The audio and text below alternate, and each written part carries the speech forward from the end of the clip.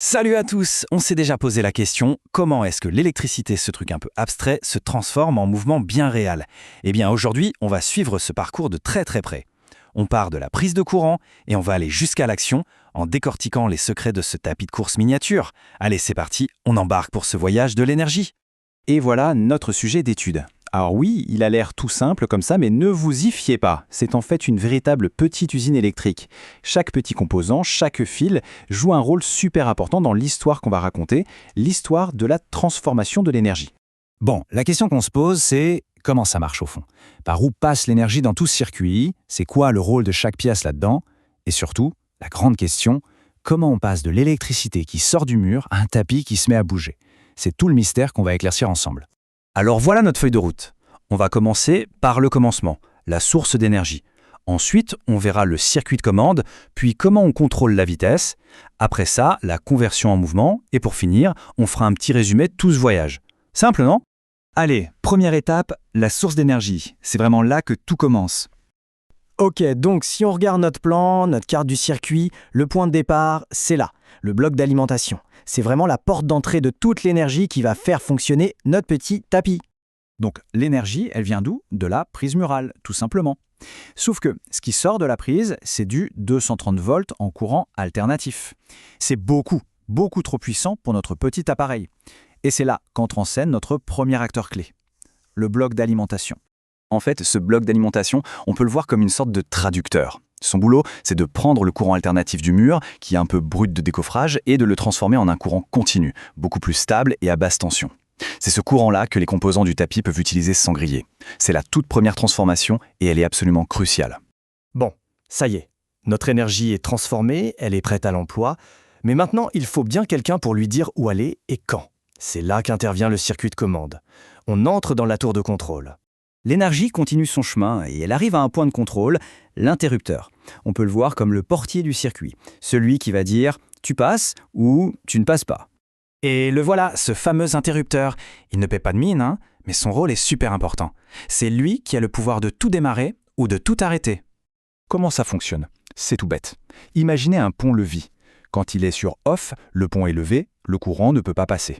On le met sur on, hop, le pont s'abaisse, le circuit est fermé et l'électricité a le champ libre pour circuler. Et voilà, regardez, on actionne l'interrupteur, le circuit se ferme et le courant commence à circuler. Ça y est, le voyage de notre énergie a vraiment commencé. Donc pour résumer, on active l'interrupteur, ça ferme le circuit, le courant peut passer. Et on a même un petit témoin visuel, c'est la petite DL qui s'allume. En gros, elle nous dit « c'est bon, je suis sous tension, on est prêt ». D'accord, le courant passe, mais un simple on-off, ce n'est pas suffisant.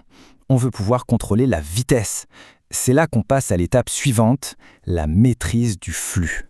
Alors, le courant a eu le feu vert de l'interrupteur et il arrive maintenant à ce qu'on pourrait appeler le centre de contrôle, le cerveau de l'opération, le variateur. C'est là qu'on va pouvoir nuancer les choses.